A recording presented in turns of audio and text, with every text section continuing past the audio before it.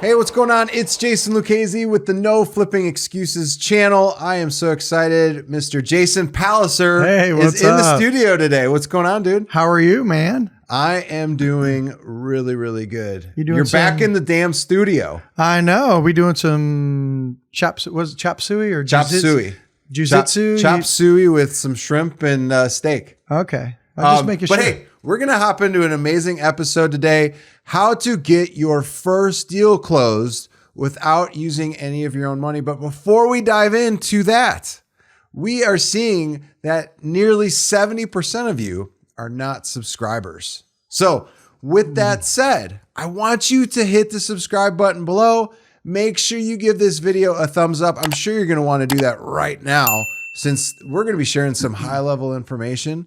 And leave a comment below. We always like to continue the conversation below, so make sure you do that. But Jason, yeah, let's go back to when we were first starting. Okay. Let's just say we have no money whatsoever. That sounds accurate. What's the first thing we're doing, dude? Are we finding a market? Are we staying in our own backyard? Mm-hmm. You know, what's the marketing approach? What are we starting with? I just want to go in the order that we should go in, right? So if you're just getting started and you're limited on capital, the first thing that needs to happen is we need to find an opportunity, right? So you have to find an opportunity. And there's a few routes that we could go or that we could take on that. And so what I would tell you is this, is that you want to find people that are in distress. So right out of the gate, what I would call low-hanging fruit is watch this video, take some notes, subscribe to the channel. And we got giveaways coming too on some of the stuff. So you need to subscribe to the channel. And we do have a special question that came in from a subscriber. We're going to be doing that here towards the end. So make sure you stay tuned and you can see what that question is. We try and take questions from you guys so that you can get answers to your questions. But yeah, Jay, you bring up some good points here. What are levels of distress? I know some people are like, oh, okay, foreclosures, you get behind on payments, divorce, possibly a death in the family, bankruptcy. What are some of the levels of that you're looking for somebody that we could potentially see from a motivation level? Okay, so right out of the gate, low-hanging fruit, right? As soon as this video's done, call your county and say, hey, where do I go to get a list of houses that are in pre-foreclosure? Because the banks have to publicly file, give a public notice that, hey, we're done with you not making payments to me. So that is a high level of motivation. You mentioned bankruptcy, so let's talk about that. So we track 34 different lead sources when we do setups for clients and stuff like that, because we want to grab all the deals in a marketplace. But we're talking about you getting started and what are the higher levels of motivation. So you mentioned bankruptcy. So here's what I would say on that. Bankruptcy, there's obviously financial stress. So it is a motivated lead. But that's further on down the list if we're ranking them from highest levels of motivation to lowest. It's not at the bottom, but the reason I say that is this. They file bankruptcy in most states and cities and counties and municipalities. When you file bankruptcy, homeowners have figured out if you file bankruptcy, it buys them time. So if you're just getting started, so in the spirit of just this particular video alone, I don't really want you to go after bankruptcy because you're just starting out and you're trying to get that first deal going or under your belt if you're limited on capital. So while they are motivated leads, I would kind of file that away for down the road. So I would go after some code violations, pre-foreclosures, delinquent property tax owners. And again, you should subscribe to the channel. Do that before we're done because we have other videos breaking down different lead sources, which I know you're going to want to know a step-by-step. So do that. But delinquent property tax homeowners. So if we're getting started on trying to find a way to do a deal, okay, so trying to find a way to do a deal fast without a bunch of your own money, we need to start with a motivated lead. They have to have some level of motivation. And when a bank is filed for foreclosure, which you may or may not know, they've already spent thousands of dollars to do that. So they're not going to, 99% of the time, they're not going to change their mind. So that is a lead where a homeowner is running out of time. So the highest and best use of your time is to find out, where do I go to get that list from the county? Some of them make it easy where you can just pull it straight off the county website. Some of them make you physically go in and say, you got to go here, ask for this, do that. Whatever that is, those are highly motivated leads, and I would start hitting them up immediately. So that's kind of where I would start. And yeah, just to bring it full circle here, that's where I first started. I was going after what's called, especially here, most of the time it's going to be called a notice of default that is placed against that property owner. A mortgage foreclosure is what's going to pop up on the actual title that the attorney for the bank, their representative, is placed on that property. I would say that's a really great place to start. Talk to your county, find out where you could get that information from. And then what's next? Let's say they go get a pre-foreclosure list. How would you start paring that down to where, let's just say they need to do that in manageable pieces, since they're maybe still working a full-time job and wanting to see if real estate actually works? So then your next step would be, and again, we're just kind of marching you along here.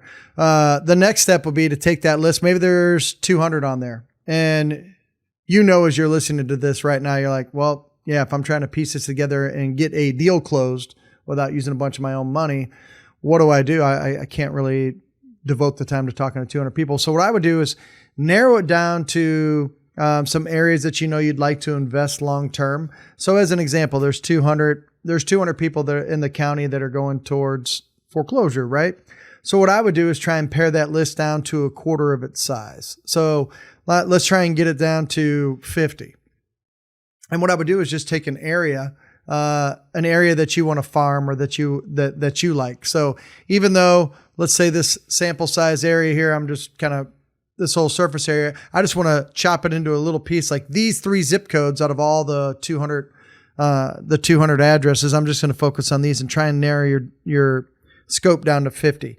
That does 2 things. One, now it's bite size, and again, these people are in distress and they're running out of time by law, right? So now it's bite size. And 2, you broke it down by a particular area that you want to focus on, which means they're all in the same area. So you could go out and leave a note on the door, knock on the door, call them, say, hey, I'd like to talk to you about helping you out and maybe even help stop you from going to foreclosure. Because this isn't just about you slapping a deal together and get it to the finish line.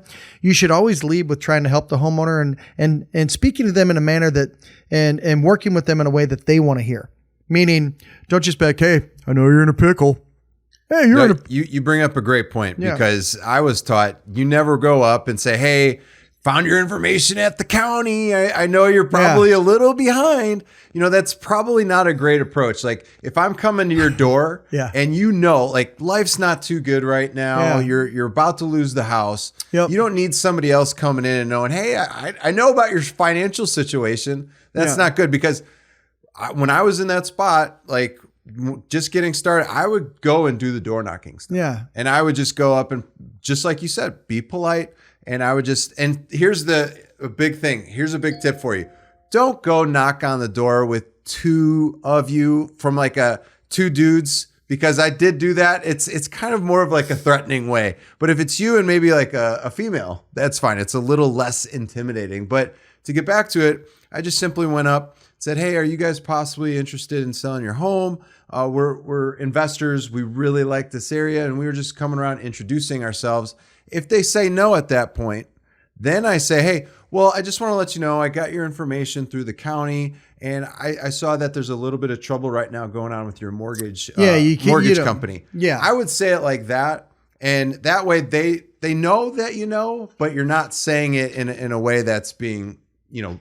Correct. You never lead. Yeah, you never lead with that. You can come into it later when they say, hey, I don't want to sell right now, because that's probably the truth. They're trying to scramble and find a way. So if you could say, hey, I'm here to help no matter what, and then lead into it later, that's the approach that you should take. So now we have a motivated lead. Let's say you got an opportunity, right? So now you have an opportunity. So what do we do next if you're on limited capital? Hey, book your free strategy session call today by going to 2daycall.com. That's the number 2daycall.com. We'd love to talk to you about how we're tapping into 34 plus lead generation off-market strategies in your market. Most of them too are free.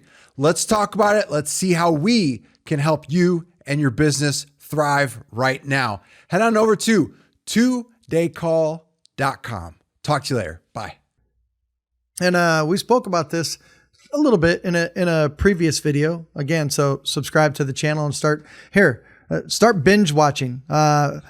We created this channel, just so you know, we created this channel to help every investor in America do it bigger, better, stronger, faster than whatever goals they set. And so as you see the new stuff that we're already shooting videos on coming out, it's all centered around that. So subscribe, anchor in, listen, take some notes, comments, and we'll help you. Now, you have the opportunity.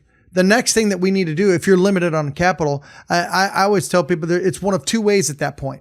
Okay. If you're trying to get a deal to the finish line without a bunch of money, there's two ways to do this. You can go in your local real estate Facebook groups or your real estate meetings and just simply, hey, who wants to partner with me on a good deal? And then secondly, I would talk to 5 hard money lenders, see what they will and won't do. So now you can match up what the opportunity is with the lead that you have and see how much they'll lend on it. And let's say that a hard money lender says, hey, I'm 123 Candy Lane. I see the situation here. It could be worth 200. I know you said you need 125 and it needs 20 grand in work. Hey, I'll lend this much to you. You have to have 10% of your own money into the deal. So now you're 10% short on that 140 grand. So basically you're 14 grand short. So you have a good opportunity, but now you're short. So what would you do? What I would do is go back to the first thing I told you to do, is see if any other investors are willing to partner with you on a good deal that you work hard to put in front of them, and ask them to come with the 14 grand and then split the profits on the back end. So even though they're only given a little bit of the capital, it's your opportunity to close the deal and show them that you'll work with them and that you can both make a healthy profit together. So what I would do is take the other investor that says, I'm willing to work a deal with you, take that money and bridge that $14,000 gap that you're short and create a JV relationship with other local real estate investors. So if you're limited on capital, that's exactly what I would do. And when you do that, just to make sure that we're training you well, the last thing I'm going to say on this subject is when you talk to a hard money lender, please don't let them, it's okay to let them know that you're just getting started and that you're a beginner, but don't verbalize with saying the incorrect things to them to make them not want to lend to you. It's a huge mistake that investors make. Here's what I mean by that. Don't go to a hard money lender and tell them you're new. You're okay to saying that. So even though I told you not to, you can do that part, but don't stack on top of it like this. Hey, can I get 100% financing? Most hard money lenders want you to put a little money down. So if you tell them you're new and you immediately ask for 100% financing, they're like, here we go. Okay. Mr. trying to slap or Mrs. trying to slap something together. So just don't lead that way. And then the kiss of death. And again, I've done hard money lending for 16 years. So I'm telling you from experience over and over and over, don't throw the cherry on top when the hard money lender asks you, well, who's gonna do the fix up for you? Don't tell them, well, I'm gonna be my own contractor, my own general contractor. Okay, so you kind of wanted 100% financing. I told you no on that, but you told me you're new and you want to fix it up on your own. Hard money lenders don't want to do that. So don't fall into that trap of telling them that you want to do all this on your own when you're brand new, because that makes a hard money lender nervous. Because here's why. Hard money lenders have experience. This isn't their first rodeo. They're talking to you and you're brand new. And now you just basically, here's what we heard as a hard money lender. Okay, so you're new. Oh, okay. You would love to get 100% financing, but I'm not going to do that. So you already know that part. Oh, and you want to be your own general contractor? That sounds to me like even though you said there was 20 grand in fix up, maybe you'll bump it up to 30 grand so that I give you some extra money so that you have the money to make the payments back to me. We know that game. So don't do that. So you got a good opportunity. Now you partner with another investor that can give you that, what we call bridge funding, that extra money that needed to be put down so you don't have to have money into your deal. Now you have a JV partner. Get it to the finish line, but just don't speak to the hard money lender the incorrect way where they're nervous to do business with you. Always find an outside contractor to do this deal. After your first few and they're comfortable with you, they may allow you to do your own fix up and get your own subcontractors, but I would not say that right out of the gate because that's like spraying off on a hard money lender. They're like, oh, here we go. I'm going to go down this journey with you. They want to feel comfortable lending you money. So those are the things that I would tell you to do, to put in place, how I'd operate to get that deal to the finish line with very little to no money of your own.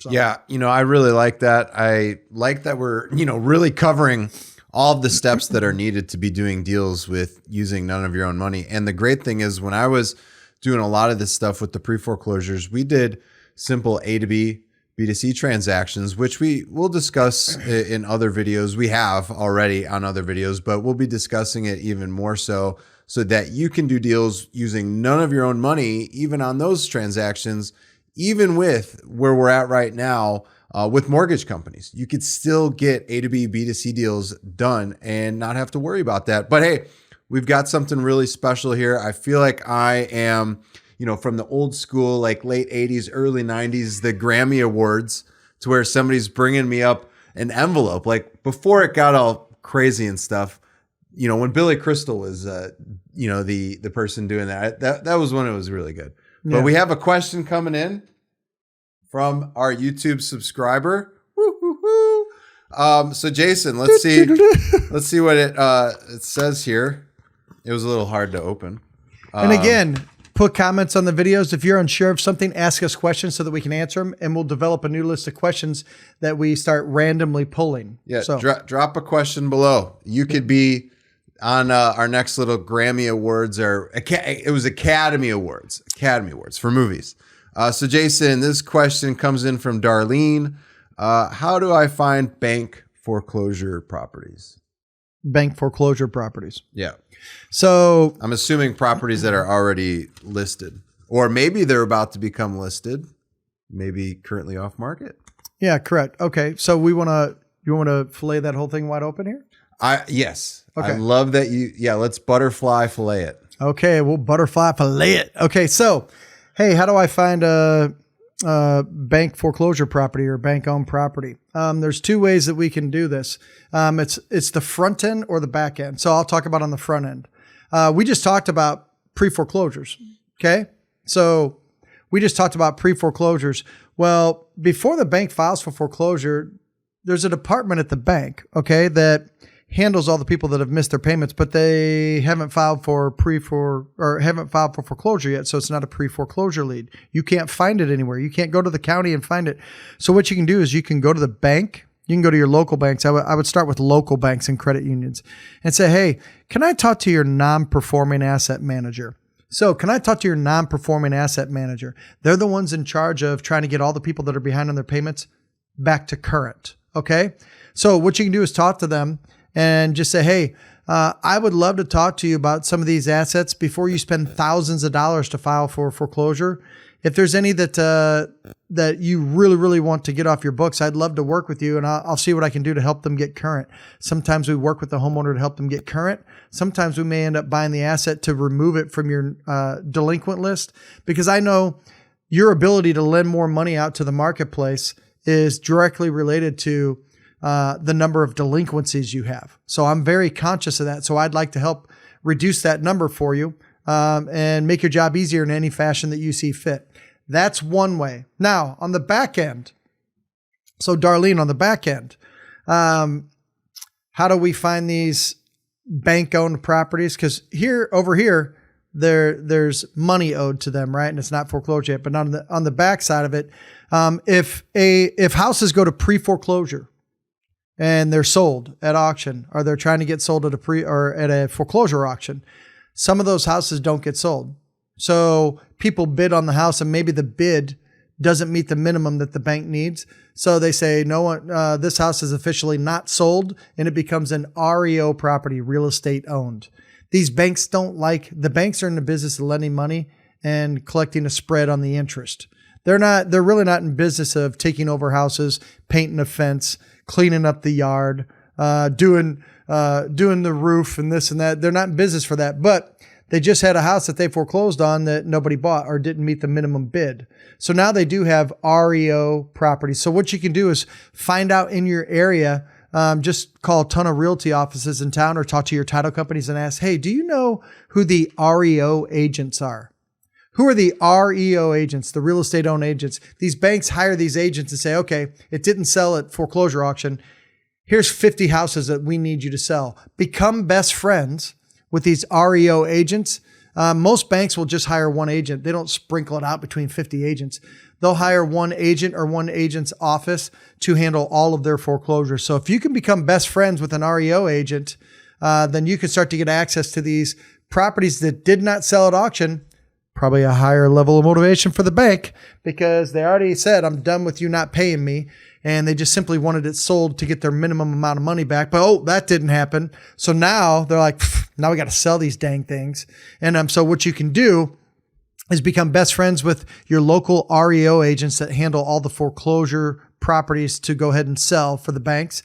And if you do develop a good relationship, some of them will tell you, hey, I got these coming. I know this is an area you like. I got 3 or 4 coming. So I can tell you as soon as I'm allowed to tell you, I'll tell you so you can get first crack at it. So if you become best friends with them, sometimes, again, they'll put it out there. Sometimes when you develop a relationship, you may say, hey, I'm going to offer this. And I'm like, yeah, you might want to come up $5,000. I think you know what I'm saying here, right? So if you work with them well, you can get property on the back end as well. So Darlene, I hope that answers your question. And folks, the ultimate form of flattery here is that if you like what we're teaching you to help you close deals, then freaking subscribe. And then the ultimate form of flattery is, can you share this with other investors? The more we get good feedback, just like yours, Darlene, the more we get good feedback, the more we're going to come out with exactly what you asked for so that we can explain it for you so that you can be a successful investor and stack on top of what you're already doing. Absolutely. Great question. Dude, you filleted that. You put bricks on the fist, and now they are armed. They are armed and ready to go. This has been a really great episode. If you guys love this episode, you've got some really great steps from this video that you could start taking. You might not be a brand new person, but maybe you're trying to get your business scaled. I would highly recommend, especially right now with the business in this current situation economically, go after those pre-foreclosure leads. Tell us about it in the next video because I want to hear all about it. I want you to get on the phone with somebody and let us know how that goes for you from the county level. But like Jason said, make sure you become a subscriber to the channel. Make sure you drop a comment below and smash that like button. We'd love to see that you guys like this video. It gives us feedback on what to do more of in the future. But other than that, thanks for being part of No Flipping Excuses channel today. We will talk to you later. Take care. Bye. See now, you, folks.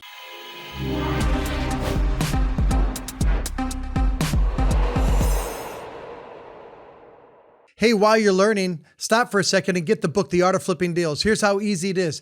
Just go to the website, theflippingbook.com, and what you're going to have is an instant download on how we flip deal after deal after deal with predictability that others can't find.